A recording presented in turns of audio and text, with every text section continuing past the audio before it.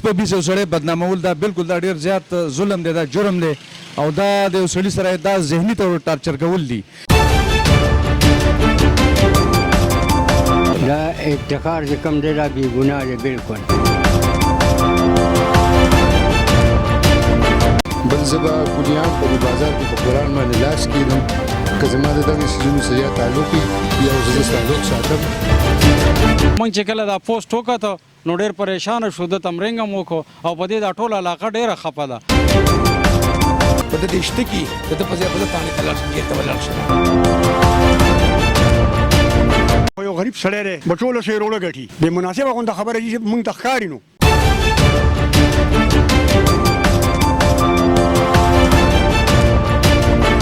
ملګرو دا ملګری ولاړ دی د افتخار باره کې دنې دوه تپوسونه کوو. دا افتخار څنګه سړی دی؟ افتخار دا ډېر ښه خلک دی موږ دې ډکي کې ډېر پخوانه واړلي شو که نه ډېر ښه خلک دي.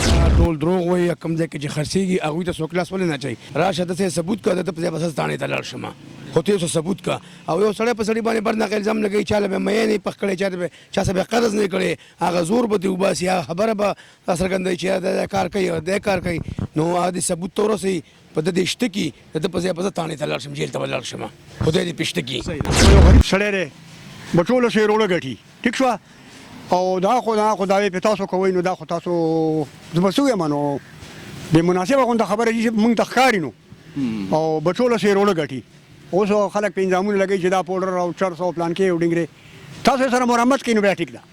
صحیح خبره ده. نو دا غلطه ده جي موږ درته سوال کوو چې بچوله شی روړه ګټي او لږ تعاون ورسره وکړئ.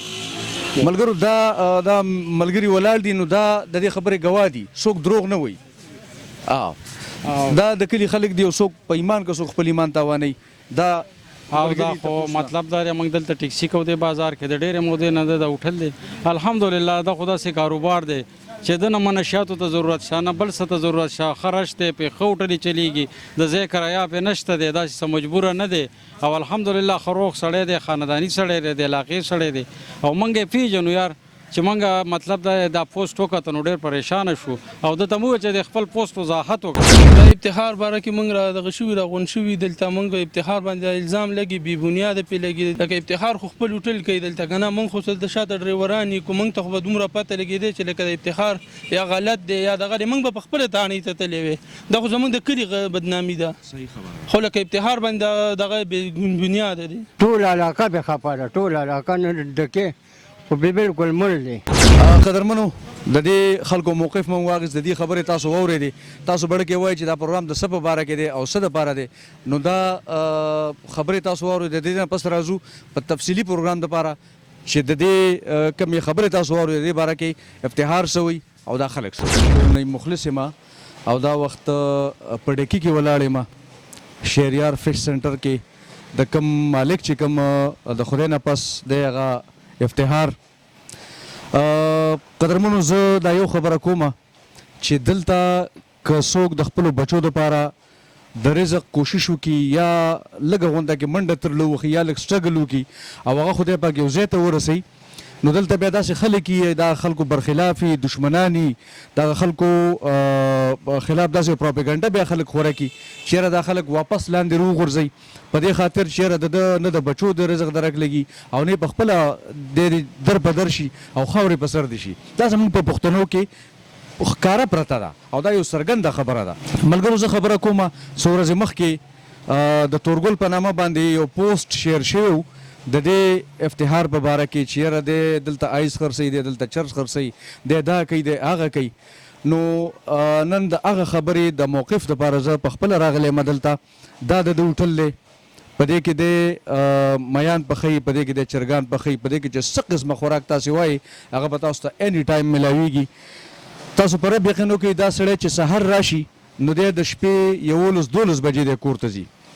دی چې سهار راځي هم ماشومان یې ودوي او چې کله ماسخوتن د شپې کور ته ځي هم بچیان یې ودوي.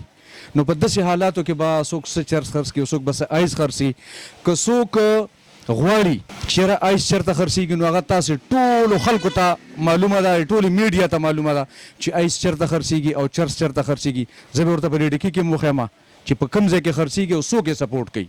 زه به ورته په شکور کې مخیمه، زه به ورته په اجون کلي کې مخیمه، زه به ورته په تنګي کې مخیمه. دا د ټولو خلکو ته پته ده چې آیس څوک خرڅوي، آیس فروش څوک دي، آیس چې دې سړي خرڅولی د ده به مړه د ده به دا حال وي. دا غریب خو ځان له رزق ګټي د خدای نیکبختانو. لږ په قلاره کښېني، یو سړی به د سړي خلاف وي، یو سړی به د سړي دشمني، یو سړی به د سړي سره به نه لګي، هغه به بدنامي. افتخار نه دوه خبرې اورو. افتخاره څو ورځې مخکې دغه پوسټ چل شوی چې یاره افتخار چرس خرڅوي دی، آیس خرڅوي، د دې متعلق څه وی؟ بس صاحب په دې ټول بازار کې زما تپوس وکړي ته ورسېدي. بل زه به کلیام په دې بازار کې په قرآن باندې لاس کېږدم که زما د دغه څیزونو سره یا تعلق وي یا ورسره تعلق ساتم، زه به ټول بازار په مخ کې په قرآن باندې لاس کېږدم. نو لکه دا تورګل په نامه دا پوسټ چلیږي، لکه دا خو څوک یې پیژني نه، دا یو خفیه غونډه کې دغه یې داسې د هر څه هایډ کړي دي که نه. موږ د آی ډي مو کتله، موږ دا نه وایو چې تورګل بد کوي، تورګل به ډېر ښه کوي. خو تورګل له زه دغه ریکوست درته کومه چې څوک تاته وایي چې بھائی دا سړی دا شی کوي، نو د هغې لږ معلومات کول پکار دی، د هغې لږ کلیرنس پکار دی. ایس په بیس یو سړی بدنامول دا بالکل دا ډېر زیات ظلم دی، دا جرم دی، او دا د یو سړي سره دا ذهني طور ټارچر کول دي. نو ته دغه سړی خو ته پیژنې نه، کیدای شي ستا خلاف چا هغه ته ویلي چېرې دی دا شی کوي؟ نه جي نه، زه نه پیژنم، نه به ورسره دغه شته. خو زمونږ کلي کې ذاتي داسې مسلې دي چې د هغې په ترو باندې دا وینا شوې ده. بل زما د انکوایري وکړي ته ورسېدي، هر قسمه انکوایري ته تیار یم چې په کوم ځای کې دوی انکوایري کوي، کوم ځای کې دوی خپله تسلي کوي، زه ورته تیار یم. بل زما کاروبار داسې حد ته رسېدلی چې دا خلک ناکامیاب طرف ته بوتلل غواړي. پولیس مولیس خو راځي نه تنګۍ رنګ؟ نه، زه د پولیس ماته نه څه ویلي دي، نه پولیس د طرفه ماته څه دغه شته په خبرو ترې خیال دی، او نه زه دا کار کوم چې په کوم ځای کې تاسو تسلي غواړئ زه ستاسو تسلي کوم. قدرمنو بس همدغه خبرې وي، زیاتی باس نه کو. خو دغه خبرې وي چې خدای قرآن ته وګورئ چې چټي په چټي هېڅ په بیسه یو شریف سړی، یو روغ سړی بدنامول یا په هغه باندې دومره تور کې ښودل چې دی دا کوي او دی دا کوي او دی دا کوي. مهرباني وکړئ دا خلک خپل ژوند ته پرېږدئ. تاسې که پیج چلوئ د خپل پیج د مشهورتیا دپاره، هغه بېلې خبرې دي، هغې دپاره نورم بلا مواد خلکو سره پراته وي، هغه کوئ. خو د یو سړي موقف اخلئ، هغې نه پس بیا راځئ یو سړي باندې الزام لګول یا په یو سړي ته ګوته نیغول یا په یو سړي دا چاپ لګول چې بھائی دا سړی دا کوي او دی دا کوي او دی دا کوي. نن په خپله د افتخار خبرې واورېدې. افتخار په ډکي کې ژوند کوي، دا یې هوټل دی او دغه ځای دی او دغه شاته کور دی. په خپله یې ویلې چې بھائی په قرآن باندې لاس دم کوي، سړي په ما باندې ثابت کړه چې دی دا شی کوي، نو چې څه د غلط سزا هغه زما سزا.